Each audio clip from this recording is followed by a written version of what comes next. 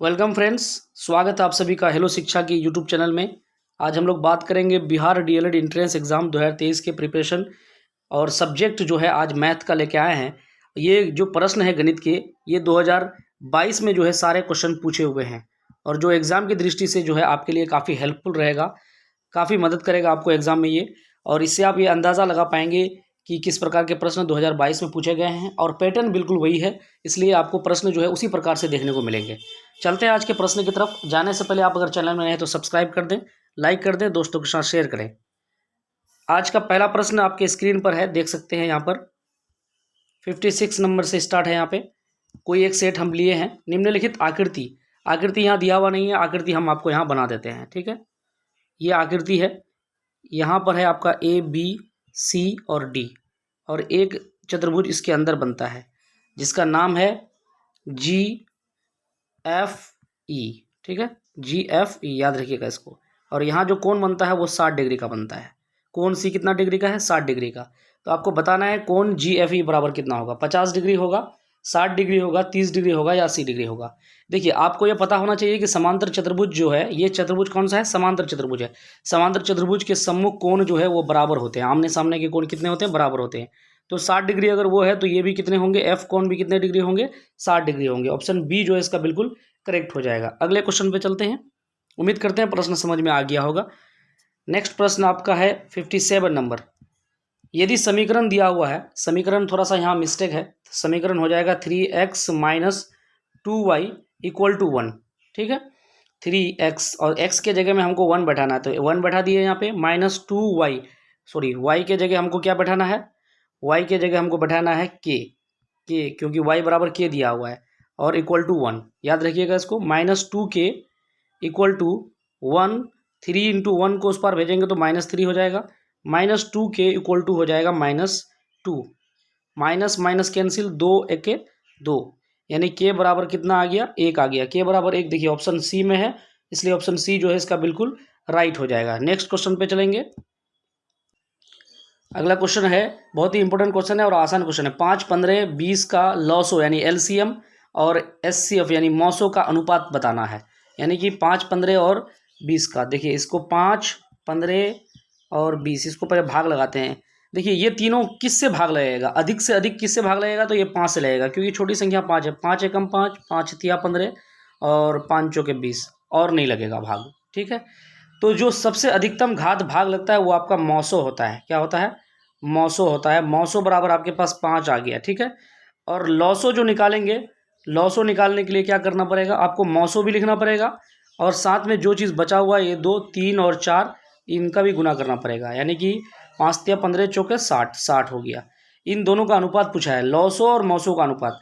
Lasso कितना निकला? 60, sorry, lasso कितना निकला आपका? 60 निकला। और मौसो कितना निकला? मौसो निकला आपका 5। 60/5, इसको अगर काटेंगे तो 5 एके 5, 12 पंचे 60, 12/1 यानी कि 12:1, 12:1 ऑप्शन डी में है। ऑप्शन डी बिल्कुल राइट हो जाएगा। अगले क्वेश्चन पे चलेंगे। यहाँ पर एक आकृति है जो यहाँ पर नहीं आ पाया है, उस आकृति को हम बनाने का प्रयास करते हैं यहाँ पर। तो आकृति कुछ इस प्रकार का है। ये एक आकृति है, ध्यान दीजिएगा यहाँ पर। ये आपका बिंदु है, आपका 3 आकृति है, 3 रेखा है यहाँ पे। एक है बी, और ये जो है आपका डी है, और ये आपका सी है। ये 3 आकृति है। और यहाँ पे जो बिंदु है, यहाँ कुछ बिंदु इस प्रकार का है। ये आपका बिंदु है क्यू, बाहर में एस है, यहाँ क्यू है, और यही बिंदु फिर इधर भी है क्यू। और ये बिंदु जो है आपका एक आर बिंदु यहाँ टच करता है, जो इसको आर कहेंगे। और इस बिंदु को पी नाम दिया है, इसको ए नाम दिया है, ठीक है। इतना ही बिंदु है। लिखा है कि बी ए डी का मान कितना डिग्री होगा। तो आपको इसके लिए जानना पड़ेगा कि कैसे बी ए डी का हम मान निकालेंगे। बी ए डी, बी, देखिए बी से लेकर के ए से लेकर के डी तक, अगर ये पूरा देखा जाए, इतना जो है घुमाने का कोई ज़रूरत नहीं। आप सीधा सीधा देखिए कि यहाँ पे कुल कितना डिग्री का कोण बनता है? 90 डिग्री का कोण बनता है। यानी कि अगर कोण सी ए बी अगर देखा जाए, सी ए बी यानी कि बड़ा वाला सी ए बी देखा जाए तो 90 डिग्री है। आधा पूछ रहा है, यानी कि आधा पूछने का मतलब क्या है? कोण B A D, B A D, B A D कितना हो जाएगा? 90 का आधा हो जाएगा कितना, 90 का आधा हो जाएगा 45, कितना हो जाएगा 45 डिग्री हो जाएगा। ऑप्शन ए जिसका बिल्कुल राइट हो जाएगा। इतना सब देखने की ज़रूरत नहीं है, आपको देखना है कि पूरा 90 डिग्री है तो ये आधा कितना होगा 45 डिग्री होगा। ऑप्शन ए इसका राइट हो जाएगा। नेक्स्ट क्वेश्चन पे चलेंगे। नेक्स्ट क्वेश्चन है, बहुत इजी क्वेश्चन है, लेकिन यहाँ पर जो है ऑप्शन जो है थोड़ा मिस्टेक हुआ है। ये 3 इस पर पावर है और क्या कहते हैं कि ये 7 पर पावर 2 है, इस प्रकार से है, 5 पर पावर 7 है। तो आपको इसका मान बताना है पावर में। देखिए इसको बताने के लिए क्या करेंगे, 2.1875। इसका तरीका क्या है, इसके पॉइंट को उड़ाएंगे और उस पॉइंट के बदले में 1 आएगा, उसके बाद 4 संख्या है तो 4 जीरो आएगा। ठीक है, कितना जीरो आएगा, 4 जीरो। अगर इनको हम काटेंगे तो हमारा 35 से ऊपर में कटेगा और नीचे हमारा आएगा 16। याद रखिएगा। इस 35 को हम लोग कैसे लिखेंगे, इस 35 को लिखने का उपाय है 7 गुना 5 और इस 16 को लिखने का उपाय है 2 पर पावर 4। 2 पर पावर 4 लिखेंगे, लेकिन हमारे पास 5 भी है ऑप्शन में, तो और 5 पर पावर कुछ नहीं है तो क्या होगा, जीरो होगा। 5 पर पावर जीरो का मतलब होता है 1। तो देखिए 7 गुना 5 बटे 2 पर पावर 4 गुना 5 पर पावर जीरो। देखिए यहाँ पर किस ऑप्शन में आपको देखने को मिलता है, तो ये ऑप्शन आपका यहाँ पर है 5 गुना 7 या 7 गुना 5, एक ही बात है। ये 2 पर पावर 4 है, हम पहले भी बता चुके हैं, और ये 5 पर पावर जीरो है, तो इसलिए ऑप्शन बी यहाँ बिल्कुल राइट हो जाएगा। पावर थोड़ा नहीं हो पाया है एडजस्ट, पावर क्या कहते हैं कि लिखने में थोड़ा सा मिस्टेक हो गया है यहाँ, तो ऑप्शन बी यहाँ राइट हो जाएगा। नेक्स्ट क्वेश्चन पे चलेंगे। 63 नंबर क्वेश्चन है। ये क्वेश्चन बहुत ही इंपॉर्टेंट है और इसको बनाना नहीं है, सिर्फ इसको बताना है, इसको याद रखना पड़ेगा आपको। सामान्य विधि द्वारा एक रेखाखंड के विभाजन का औचित्य प्रदान करने के लिए किस प्रमेय की कसौटी का प्रयोग किया जाता है। मानदंड जिसको हम लोग एसएसएस कहते हैं, बीपीटी या फिर मध्य बिंदु प्रमेय, मिड पॉइंट थ्योरम या पाइथागोरस प्रमेय या पाइथागोरस थ्योरम। बताइए एक रेखाखंड का विभाजन औचित्य प्रदान करने के लिए किस प्रमेय की कसौटी का प्रयोग किया जा सकता है। 63 का आंसर बताइए। तो इसके लिए जो है बीपीटी का प्रयोग किया जाता है। बीपीटी का फुल फॉर्म होता है basic proportionality theorem, basic proportionality theorem. Option B यहाँ बिल्कुल राइट हो जाएगा। नेक्स्ट क्वेश्चन पे चलेंगे। ये आपका क्लास 10th का जो है त्रिभुज चैप्टर से लिया गया है। त्रिभुज नहीं, इसको निर्देशांक ज्यामिति कहेंगे। निर्देशांक ज्यामिति में एक त्रिभुज का सूत्र है, उससे लिया गया है। त्रिभुज आपका है एबीसी। क्या है, त्रिभुज एबीसी के शीर्ष निर्देशांक दिया हुआ है, 3 निर्देशांक दिया हुआ है। त्रिभुज के केंद्र का एक्स निर्देशांक क्या होगा, त्रिभुज के केंद्र का एक्स निर्देशांक क्या होगा, तो 2 निर्देशांक होता है एक्स और वाई। तो केंद्र का जो एक्स निर्देशांक है, एक्स निर्देशांक, उसका फॉर्मूला क्या होता है आपको हम लिख देते हैं, x1 plus x2 plus x3 बटे होता है 3, क्योंकि 3 बार विभाजित किया जाता है इसको। देखिए आपका ये x1 कहलाएगा, ये x2 कहलाएगा और ये x3 कहलाएगा। पहले हो जाएगा -2 प्लस x2 हो जाएगा 8 और x3 हो जाएगा आपका 6 हो जाएगा, बटे 3 हो जाएगा। 8 से 14 से 2 जाएगा तो कितना बचेगा, 12 बचेगा, बटे 4, बटे 3 हो जाएगा। सॉरी 3 से अगर काटेंगे तो 3 चौके 12, 4। देखिए 4 कहाँ पर है, ऑप्शन बी में है। ऑप्शन बी यहाँ बिल्कुल राइट हो जाएगा। नेक्स्ट क्वेश्चन पे चलेंगे। अगला क्वेश्चन है, निम्न में से क्या निकालने के लिए संचयी बारंबारता सारणी की आवश्यकता पड़ती है। आपने 10th में पढ़ा होगा सीएफ, संचयी बारंबारता निकालने के लिए आपको कब जरूरत पड़ता था, माध्य निकालने के लिए, बहुलक निकालने के लिए, मध्यिका निकालने के लिए, या इनमें से कोई नहीं। देखिए आप जब माध्य और बहुलक निकालते हैं तब आपको सीएफ की जरूरत नहीं पड़ता है, सीएफ का जरूरत नहीं पड़ता है संचयी बारंबारता का। सिर्फ मध्यिका निकालने के लिए आपको जो है सीएफ का जरूरत पड़ता है, इसलिए ऑप्शन बी इसका बिल्कुल राइट हो जाएगा। नेक्स्ट क्वेश्चन पे चलेंगे। अगला क्वेश्चन है, समांतर चतुर्भुज है जिसकी भुजा 8 सेंटीमीटर और संगत ऊंचाई 6 सेंटीमीटर, इसका क्षेत्रफल क्या होगा। देखिए समांतर चतुर्भुज जो है, समांतर चतुर्भुज का क्षेत्रफल क्या होता है आपको हम बता देते हैं। समांतर चतुर्भुज का क्षेत्रफल, इसका फॉर्मूला होता है बी गुना H, B into H. B आपका होता है एक भुजा कोई भी, और एच आपका दिया हुआ है 6 सेंटीमीटर, तो 8 छक्के कितना हो जाएगा, 48 वर्ग सेमी यानी सेंटीमीटर स्क्वायर।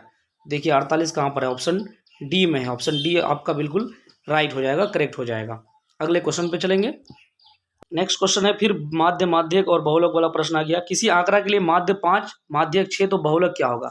ये फॉर्मूला आपको याद रखना पड़ेगा, बहुलक बराबर क्या होता है, पहले भी आपको लिखा चुके हैं। बहुलक बराबर जो होता है 3 मध्यिका, 3 गुना मध्यिका या 3 मध्यिका जो भी हो, 3 मध्यिका -2 माध्य, 2 माध्य होता है, याद रखिएगा। तो 3 मध्यिका, मध्यिका कितना है जी, मध्यिका और माध्यक एक ही चीज़ है, 6 है, -2 माध्य, माध्य कितना है 5 है, 5 हो जाएगा, 6 तिया 18 हो जाएगा, माइनस हो जाएगा 5 दूना 10, कितना हो जाएगा 8 बच जाएगा टोटल। देखिए बहुलक बराबर 8 आपका ऑप्शन बी में है, ऑप्शन बी बिल्कुल इसका राइट हो जाएगा। अगले क्वेश्चन पे चलेंगे। आपको हम फिर बता देते हैं कि ये सारे प्रश्न जो है आपका 2022 का पूछा हुआ प्रश्न है। 2022 में ये जो है सारे प्रश्न पूछे हैं जो आपके एग्जाम के लिए इम्पोर्टेंट है। अगला क्वेश्चन है, निम्नलिखित में कौन अपरिमेय नहीं है। अपरिमेय नहीं का मतलब है कि वो परिमेय है, क्या है परिमेय है, याद रखिएगा। 4√5, क्या √5 बाहर निकलेगा, नहीं निकलेगा, पूरा पूरा बाहर नहीं निकलेगा, ये परिमेय अपरिमेय नहीं है। ये आपका √11 भी बाहर नहीं निकलेगा, √15 भी नहीं निकलेगा, 4 चौके 16 होता तो बाहर निकल जाता, लेकिन यहाँ पर जो है थोड़ा सा मिस्टेक हुआ है, ये √16 है, √6 नहीं है, √16 है, टाइपिंग मिस्टेक है। देखिए √9 और √16 है आपके पास, √16 ये दोनों चीज़ है, तो √9 3 तिया 9 हो जाएगा, इसका स्क्वायर करेंगे और इसका 4 चौके 16 हो जाएगा, 3 और 4 को गुना करेंगे तो 12, यानी कि ये परिमेय होगा, परिमेय होगा। अपरिमेय नहीं है तो क्या है परिमेय है, इसलिए ऑप्शन बी इसका बिल्कुल राइट हो जाएगा। नेक्स्ट क्वेश्चन पे चलेंगे। अरे ये सारे प्रश्न जो है आपको 2022 में पूछे गए हैं, एग्जाम के लिए बहुत ही हेल्पफुल रहेगा आप अगर इन प्रश्नों को अच्छे से हल करते हैं तो। चलिए अगला प्रश्न है, एक घनाभ का आयतन L, लंबाई L और चौड़ाई B, ऊंचाई h, तो घनाभ का आयतन क्या होगा, LBH, LBBH, HL, या 2 into LB plus BH plus HL, या 2 into L plus B into H, क्या होगा। घनाभ का आयतन क्या होता है, लंबाई गुना चौड़ाई गुना ऊंचाई, यानी कि LBH कहाँ पे है, ऑप्शन ए में है, ऑप्शन ए इसका बिल्कुल राइट होगा। अगले क्वेश्चन पे चलेंगे। नेक्स्ट क्वेश्चन ये भी आपका निर्देशांक ज्यामिति से पूछा हुआ क्वेश्चन है। अगर एनसीईआरटी के किताब में जाएंगे तो 7.1, 7.2 और 7.3 में ये प्रश्न देखने को मिलेंगे आपको। बिंदु है आपका 2,3, मूल बिंदु से दूरी, मूल बिंदु की जो निर्देशांक होता है वो होता है 0,0। मूल बिंदु का मतलब है कि आप मूल पे खड़े हैं, कहीं गए नहीं हैं, तो क्या हो जाएगा मूल बिंदु का निर्देशांक 0,0,0 हो जाएगा, ठीक है। और आपका ये है 2,3, इनसे दूरी निकालना है आपको, क्या निकालना है, दूरी निकालने के लिए अंडर रूट करना पड़ेगा, 0-2 घटाना पड़ेगा, x इसको x1 मान लेते हैं, इसको x2, इसको y1, इसको y2, याद रखिएगा इसको।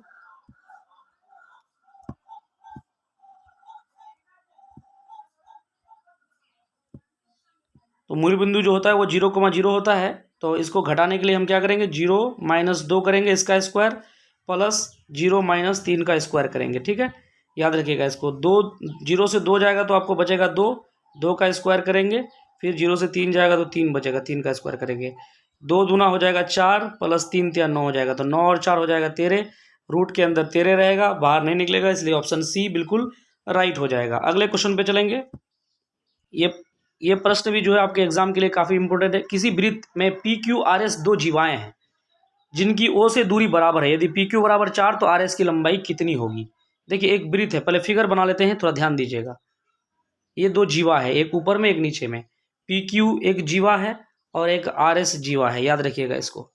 और यहाँ से जो है एक केंद्र है जिसको हम लोग ओ कहेंगे, ओ से इन दोनों की दूरी बराबर है, यहाँ हम एम मान लेते हैं और इसको एन मान लेते हैं, याद रखिएगा। तो बताया गया कि पी क्यू बराबर 4 सेंटीमीटर है, पी क्यू कितना है, पी क्यू आपका है 4 सेंटीमीटर, तो आर एस कितना होगा। देखिए ये इसका सूत्र ये है कि केंद्र से समान दूरी पर सभी जीवाएं क्या होती है, दूरी अगर समान है केंद्र से तो उनकी जीवाएं जो है क्या होंगी, बराबर होंगी, समान होंगी, तो उनका जीवा समान होगा। अगर वो जीवा 4 सेंटीमीटर है तो ये वाला जीवा भी कितना हो जाएगा, 4 सेंटीमीटर हो जाएगा, ऑप्शन बी इसका बिल्कुल राइट हो जाएगा। अगले क्वेश्चन पे चलेंगे। क्वेश्चन काफ़ी इंपॉर्टेंट है आपका 83 नंबर, प्रथम 10 अभाज्य संख्याओं की मध्यिका क्या होगा। प्रथम 10 अभाज्य संख्या, अभाज्य संख्या उसको कहेंगे जो खुद के अलावा और एक के अलावा दूसरे से भाग नहीं लेंगे। प्रथम 10 अभाज्य संख्या पहले हम लिखते हैं, 2 हो जाएगा, 3 हो जाएगा, 5 हो जाएगा, 7 हो जाएगा, 9 नहीं होगा, 9 भाग लग जाता है 3 से, इसलिए 11 हो जाएगा, फिर 17 हो जाएगा, और उसके बाद 19 हो जाएगा, 19 के बाद 23 हो जाएगा, 23 के बाद 29 हो जाएगा। ये प्रथम 10 अभाज्य संख्या हुआ, ठीक है, याद रखिएगा इसको। इनको क्रम में लिखना पड़ता है, जब मध्यिका निकालना पड़ता है तो क्रम में, और ये क्रम में हम लिख ही दिए साथ साथ। क्रम में लिखने के बाद मध्यिका बराबर क्या होता है, मध्य का बराबर होता है बीच वाला संख्या। देखिए यहाँ बीच में तो होगा नहीं क्योंकि 4 संख्या इधर रहेगा, 4 इधर रहेगा, तो आपके पास बचेगा क्या 11 और 13, सॉरी 13 छूट गया, यहाँ पे 13 लिख देना है, 11 और 13। तो 11 और 13 दो संख्या बीच में रह गया, इसलिए 11 और 13 को जोड़ के 2 से भाग लगाना है। 11 और 13 हो जाएगा 24/2, काटेंगे तो हमारे पास आ जाएगा 12। देखिए ऑप्शन ए में 12 है, ऑप्शन ए बिल्कुल इसका राइट हो जाएगा। उम्मीद करते हैं प्रश्न समझ में आ गया होगा सारे प्रश्न। और एक आखिरी प्रश्न है, उनको कर लेते हैं, चलते हैं आखिरी प्रश्न की तरफ। बहुलक और माध्य से आपको बहुत प्रश्न पूछे गए हैं, 3-4 प्रश्न इस सेट में पूछे गए हैं, इसका मतलब है कि हर एक सेट में इस प्रकार के प्रश्न पूछे गए हैं। अगला प्रश्न है, x के किस मान के लिए जो है बहुलक 4 होगा। देखिए बहुलक बराबर होता क्या है, आपको अगर 9th या 10th में पढ़े हैं तो शॉर्ट में जो है आपको एग्जाम में पूछा गया, बहुलक बराबर होता है ज़्यादा बार या अधिक बार आने वाली संख्या। अधिक बार आने वाली संख्या जब बनाने वाला नहीं होता है, ऑब्जेक्टिव टाइप का होता है, तो इसी पर अधिक बार आने वाली संख्या को हम लोग बहुलक कहेंगे। देखिए अधिक बार कौन है यहाँ पे, 5 एक बार है, 3 एक बार है, 4 एक बार नहीं है, 4 एक बार नहीं 2 बार है, 7 भी 2 बार है। लेकिन आपसे पूछा गया कि बहुलक 4 होगा तो x का मान में क्या होगा, x का मान में जाहिर सी बात है कि आपको 4 ही देना पड़ेगा। 2 बार 4 है और एक बार 4 दे देंगे तो 4 कितनी बार हो जाएगा, 3 बार हो जाएगा। और जब 4 3 बार हो जाएगा तो सबसे अधिक बार कौन होगा, 4 होगा। इसलिए जो है यहाँ पे जो है ऑप्शन सी राइट हो जाएगा, 4 इसका बिल्कुल राइट आंसर हो जाएगा। बहुलक बराबर क्या हो जाएगा, अधिक बार आने वाली संख्या। तो आज का जो है प्रश्न जो है यही समाप्त होता है। ये सारे क्वेश्चन जो है 2022 में पूछे हुए हैं। आपको अगर थोड़ा भी वीडियो अच्छा लगा तो लाइक कर दें, सब्सक्राइब कर दें और प्यारा सा कमेंट कर दें, दोस्तों के साथ शेयर कर दें। थैंक यू, धन्यवाद। मिलते हैं एक नई वीडियो के साथ।